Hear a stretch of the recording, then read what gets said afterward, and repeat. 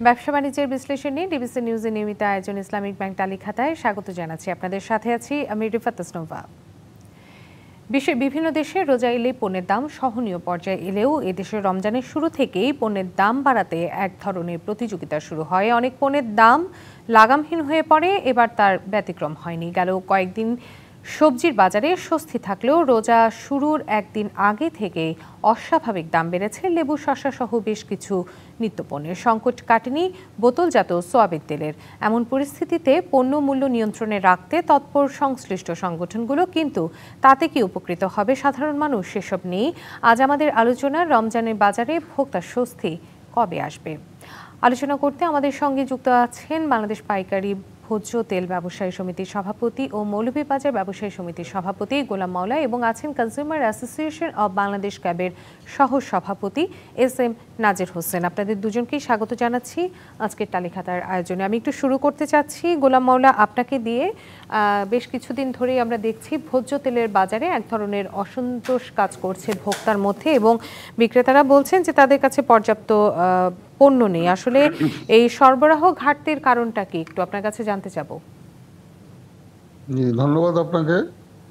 আসলে আমাদের মুষ্টিমেয় কয়েকটা আপনার গ্রুপ, তারাই ক্রুডটা আমদানি করেন, তারাই উৎপন্ন করেন, তারাই বিপণন করেন, এবং সারা বাংলাদেশে যে আমরা ভোক্তারা আছি সবাই এই কয়েকজন গ্রুপের উপরে নির্ভরশীল। তাদের মালগুলি আমার যা মনে হয় তাদের ভাষ্যমতে তাদের মাল রেডি ছিল না। তারা প্রচুর পরিমাণ মাল ঢাকা, চিটং সারা দেশে পাইকারিদের কাছে বিক্রি করেছে। সেগুলি তারা ডেলিভারি দিতে অক্ষমতার কারণে আপনার বেশ কিছুদিন এই ভোজ্য তেল, বিশেষ করে সয়াবিনের বাজার একটা টালমাটাল অবস্থায় ছিল। এই বিষয় নিয়ে আমরা ভোক্তা অধিকার ডিজি মহোদয়ের সাথে কয়েক দফা মিটিং করেছি। শেষ পর্যায়ে আপনার মিল মালিকদের প্রতিনিধি এবং আমাদের ব্যবসায়ী প্রতিনিধি এবং ঢাকা শহরের বিভিন্ন মার্কেটের প্রতিনিধি নিয়ে এটা নিয়ে একটা বিস্তারিত আলোচনা হয়। সেখানে আমি উত্থাপন করেছিলাম যে কথা আপনারা কমিটমেন্ট করবেন সেটা যেন রমজানে ফুলফিল করেন, আমাদের শান্তি মতো ব্যবসা করতে দেন। আপনাদের জন্য সবসময় ক্ষুদ্র এবং মাঝারি ব্যবসায়ী যারা আছে তারা আমরা দোষারোপের রোশনালে পড়ি, আমরা যাতে শান্তিপূর্ণ ইবাদত করতে পারি, রমজান মাসে শান্তিপূর্ণ ব্যবসা করতে পারি, সে আলোকে তারা একটা কমিটমেন্ট করেছিল যে আমাদের যে লুজ তেলটা আছে সেটা মার্কেটে আপনার তার দরও অনেক কমেছে, প্রায় 500-600 টাকা মূল্যে কমেছে। আর যেটা বোতলজাত তেল, এটা অ্যাকচুয়ালি আমরা এর সাথে সংশ্লিষ্ট নেই।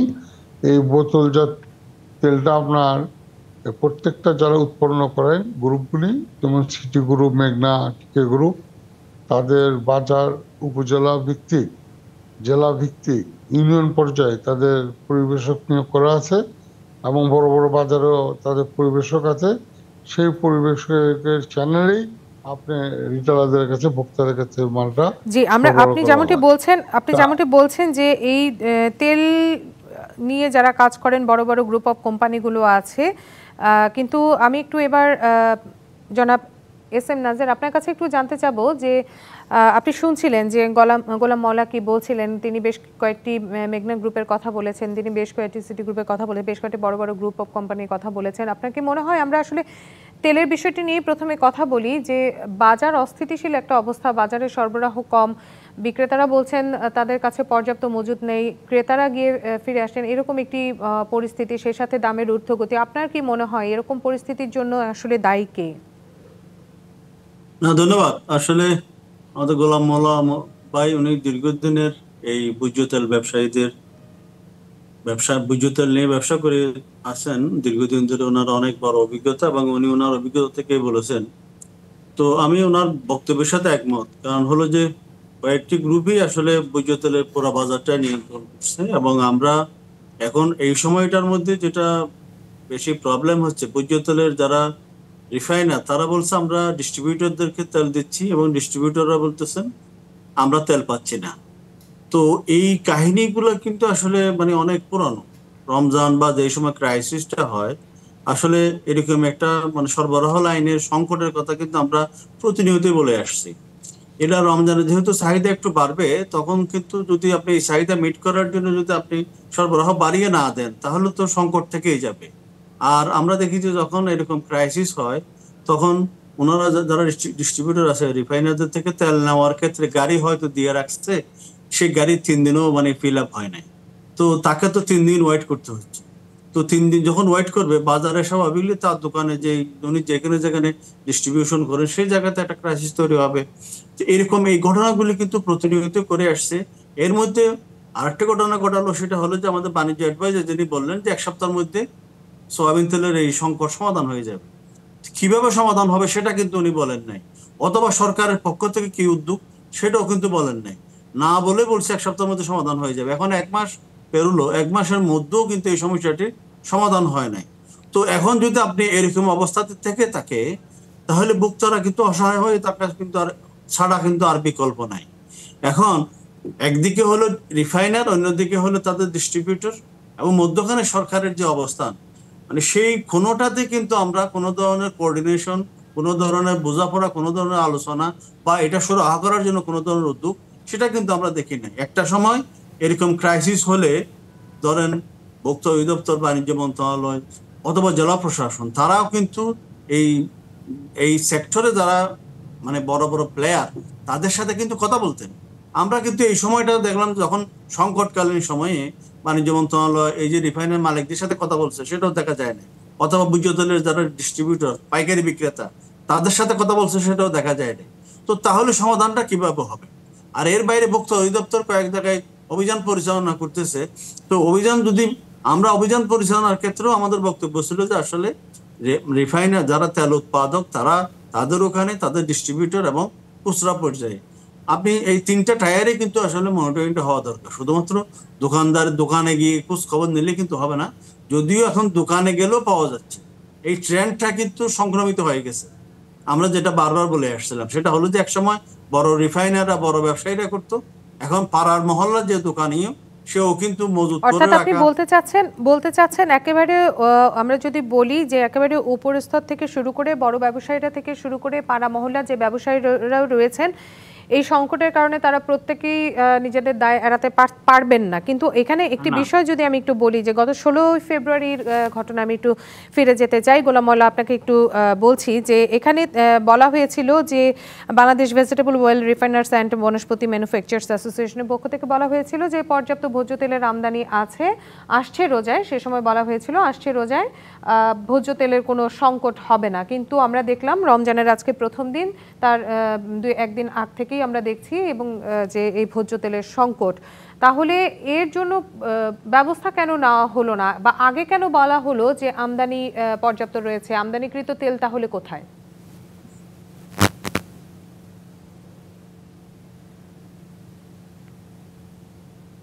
জি গোলাম মোল্লা, আপনি আশা করি শুনতে পাচ্ছেন আমাকে? জি বলেন। ধন্যবাদ।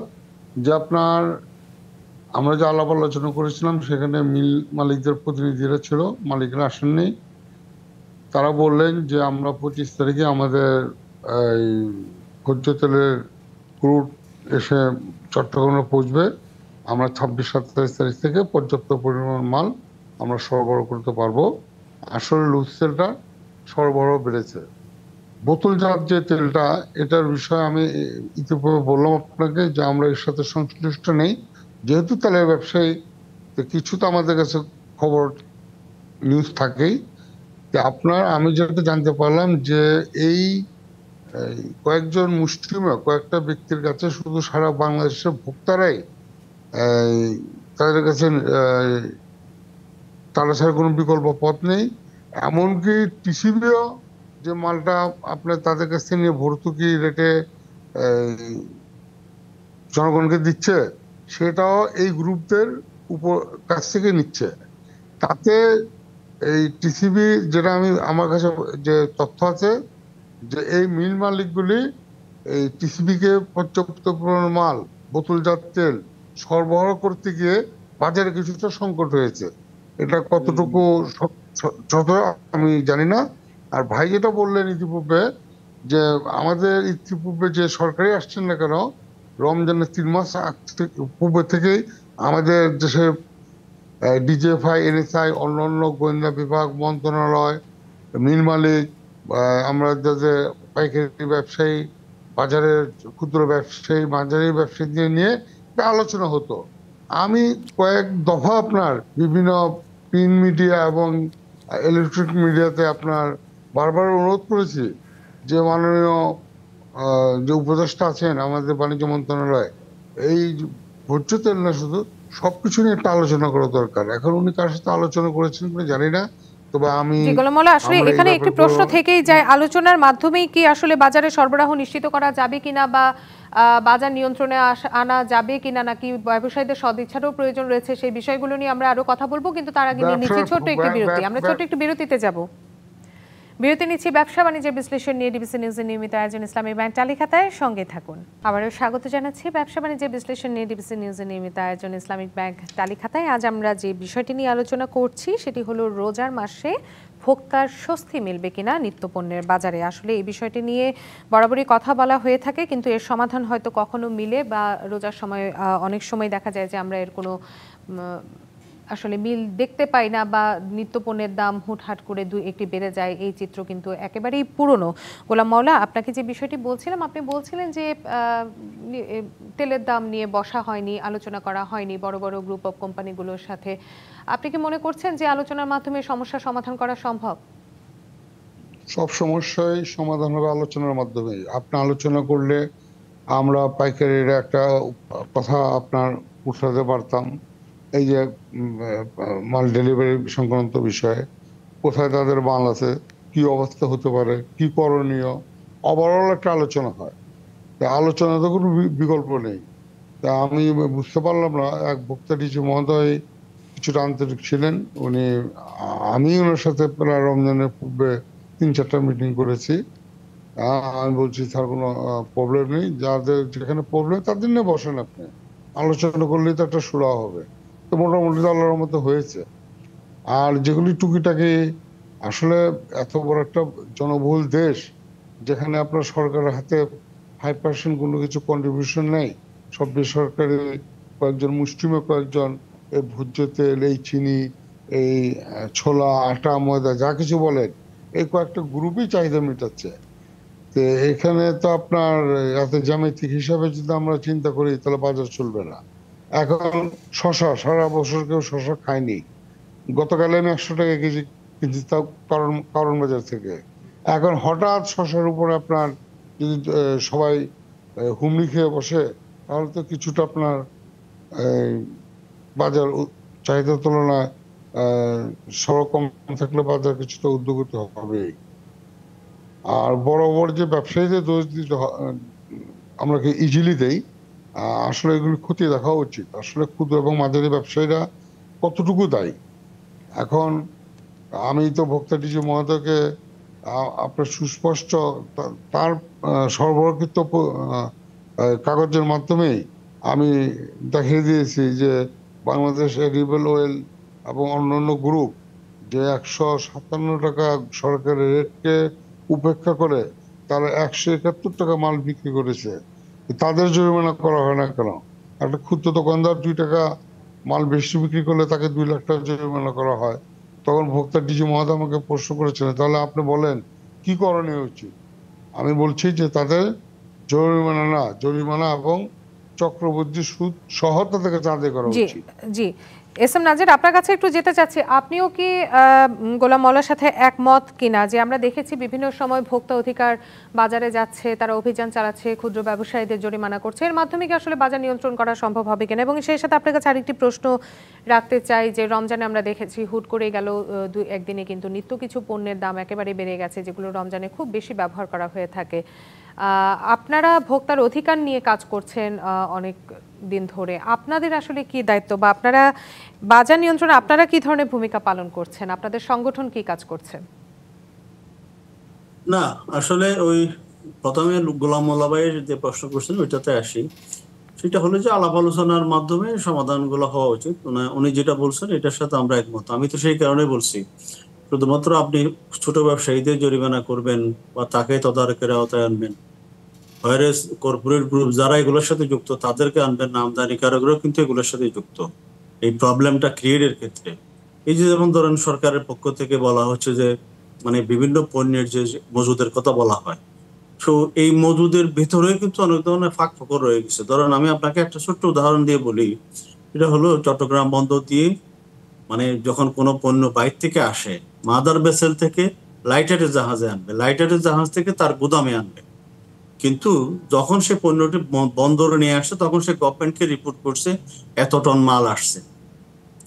তো যদি মানে মাদার ভেসেল থেকে যদি লাইটারের জাহাজে আনতে যদি 1 সপ্তাহ পার করে দিতে পারে, অথবা লাইটারের জাহাজ থেকে তার গুদামে নিয়ে যদি আর 1 সপ্তাহ পার করে দিতে পারে, তাহলে 2 সপ্তাহ তো এমনি চলে গেল। এই 2 সপ্তাহে দেখা যাবে যে ওই পণ্যটির একটা কৃত্রিম ক্রাইসিস তৈরি হয়ে যায়। তো সেই জন্য গভর্নমেন্টের যে স্ট্যাটিস্টিক গুলো যেগুলো দেওয়া হচ্ছে সেগুলো ঠিক আছে, কিন্তু আমরা বারবার বলছি সাপ্লাই লাইনে কিন্তু ঠিক থাকতে হবে। এটা তো আপনি আনলেন, যদি গোদামে মজুদ থেকে যায় তাহলে কিন্তু এটা আসলে বাজারে কোনো প্রভাব পড়বে না। তো এটার জন্য আসলে ডিস্ট্রিবিউশনটাকে আসলে স্মুথ করা দরকার এবং এগুলো সব জায়গায় যাওয়া দরকার। আপনার সেকেন্ড কোয়েশ্চেন সেটা হলো যে আমরা এই বাজার তদারকির ক্ষেত্রে আমাদের প্রতিষ্ঠান কি করতেছে। আমরা আসলে ক্যাব কিন্তু মানে যে কাজটি করে আমরা কনজিউমারদের অ্যাওয়ারনেসটা বিল্ড আপ করার চেষ্টা করি, কনজিউমারদেরকে এডুকেট করার চেষ্টা করি এবং সরকারি বেসরকারি পর্যায়ে কনজিউমারদের রিপ্রেজেন্টেটিভ হিসেবে কাজ করি। এখন ধরেন জেলা পর্যায়ে একটা তদারকি কমিটি করা হয়েছে টাস্ক ফোর্সের মতো, সেখানে আমাদের একজন প্রতিনিধি থাকতেছেন, তারা গিয়ে বাজার তদারকি গুলো করেন। কিন্তু প্রবলেমটা হলো যেহেতু বাজার তদারকি করছেন সেক্ষেত্রে একটি বিষয় একটু জানতে চাচ্ছি আপনার কাছে, যে আমরা সবসময় শুনি যে পণ্যের মূল্যের বৃদ্ধির পেছনে একটি কারণ থাকে সিন্ডিকেট। আসলে কি সিন্ডিকেট ভাঙা সম্ভব হয়েছে কিনা? না, সিন্ডিকেট ভাঙা সম্ভব হয় না, এটা যদি আপনাকে এক জবাবে বলি। এবং সিন্ডিকেট ভাঙতে চাচ্ছে কিনা সেটা নিয়েও সন্দেহ যথেষ্ট অবকাশ আছে। তবে মানে যে প্রবলেমটি গোলাম মোল্লা ভাই একটু আগে বলছিলেন বা আপনিও বললেন, সেটা হলো যে এই যে অনেকগুলি পণ্য আছে, উনি শশার কথা বলছেন, ঈদে মানে রমজান শুরু হওয়ার আগের দিন সবাই হুমড়ি খেয়ে পড়লো শশা কেনার জন্য। তো শশা কেনার ক্ষেত্রে যখন একসাথে হুমড়ি খেয়ে পড়বে, স্বাভাবিক কারণে সেখানে একটা প্রবলেম তৈরি হবে। আমরা সেই জন্য কনজিউমার লেভেলও আমরা বলতেছি আসলে মানে এরকম মাসের বাজার না করা, এক সপ্তাহ বাজার করা। দুজনকেই ধন্যবাদ জানাচ্ছি। আসলে রমজানের নিত্যপণ্যের বাজার স্বস্তি ফিরবে এবং ভোক্তার মনেও স্বস্তি ফিরবে, এরকম একটি প্রত্যাশা নিয়ে আজকে এখানেই শেষ করতে হচ্ছে। ধন্যবাদ জানাচ্ছি আপনাদেরকে। ব্যবসা বাণিজ্য বিশ্লেষণ নিয়ে ডিবিসি নিউজের নিয়মিত আয়োজন ইসলামিক ব্যাংক টালি খাতা যে পর্যন্তই, সঙ্গে থাকুন।